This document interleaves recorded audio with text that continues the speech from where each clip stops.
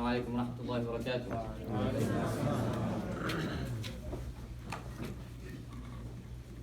So you haven't got 1 million followers. You haven't got £1 million. You haven't conquered the scene, let alone your hometown. And although you've searched for a greatness that can't be found, and you've screamed into the wind without making a sound, and now can't see beyond the darkening clouds, can you barely reach for Mount Olympus from down on the ground? I mean, you're starting from rock bottom trying to get to the top, down in your mind, not sure if you're gonna make it or not, but you pick up the pen and just start scribbling your thoughts, telling yourself, I'm gonna give it one more shot. Even if I had the strongest body, I wouldn't act like I'm a sadist. If I could ball like Michael Jordan, I wouldn't call myself the greatest. In a way, that self-doubt that you're feeling is a good thing. It makes you realize that every decision isn't God's choosing.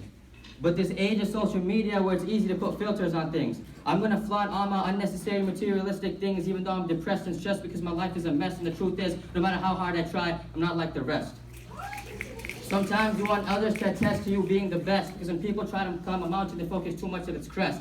Tell them to lift up their chest, clear their mind and start fresh. Don't try to impress or get obsessed, just trust the process. You know, the one that Joel Embiid addressed. Appreciate it.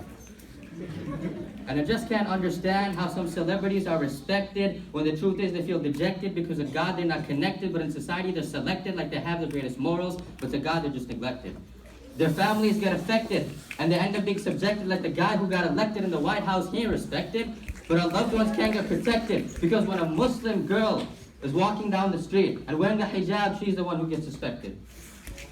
And they say, I'm not racist, bro. My cousin-in-law's brother's aunt's daughter's Muslim though. The truth is the people we look up to these days are not humble. I guess they don't listen to Kendrick Lamar's message even though he don't mumble. Flashing their wealth, flexing their cars, posting it on Snap so you can like it or give it 5 stars. And let me ask you one thing. Why? What's the need in liking a post that doesn't bring you closer to the deen and it only puts darkness in your heart so it becomes unclean? I mean, it's obscene that you support those who go after all you teens for attention, followers, and anything that happens on those screens. When was the last time you took the time to read a post from the Prophet sallallahu alaihi wasallam rather than from Cardi B or from Lil Uzi or any of those people that are rumored to be from the Illuminati? Hey, but you didn't look at that Ferrari though. I mean, it's the only car that can go from 0 to 60 in 4 seconds, bro. Homie, I don't care. Wait, what? Why? Because there's so many other things happening in life that are unfair, like a crazy white guy killing people in the mosque while they're in prayer. My parents are trying to protect me, but deep down they can't see. I too get scared. But look at the reaction from the people in New Zealand, giving all the Muslims aid so that they can share their feelings. That's humility, because even though they come from other faiths, they stood with us. They let us know that this was more than a political divide, and in order for society to thrive and for all of us to survive, we should hold our heads high and put our faith in He who created us, and in turn will let us die. In Sahih Muslim, the Prophet Muhammad, peace be upon him, said, no one humbles themselves for the sake of God, except that God raises their status. Now, I don't know about you, but I think that is one of the most beautiful messages on this planet. Sure, it may seem illogical like our brackets for March Madness, but if you open your eyes, clear your mind, you can really see the mercy of Allah and the beauty of this deen. So brothers and sisters, don't let any achievement get the better of you.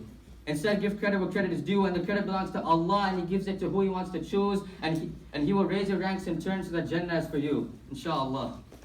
Oh, and are you afraid of not getting into Jannah? That's good, because you should be. The Prophet ﷺ also said, no one has even a seed of arrogance in their heart will enter paradise. So next time, thinking for that social media post or that boastfulness, or even if you and your friend are having a little strife, know that that could be the difference between Jannah and Jahannam in the afterlife. And I would like to conclude with words from a great Muslim poet named Buna Muhammad, where he says, I am pleased with my Lord and Islam as my deen. May we die on these words. Allahumma ameen.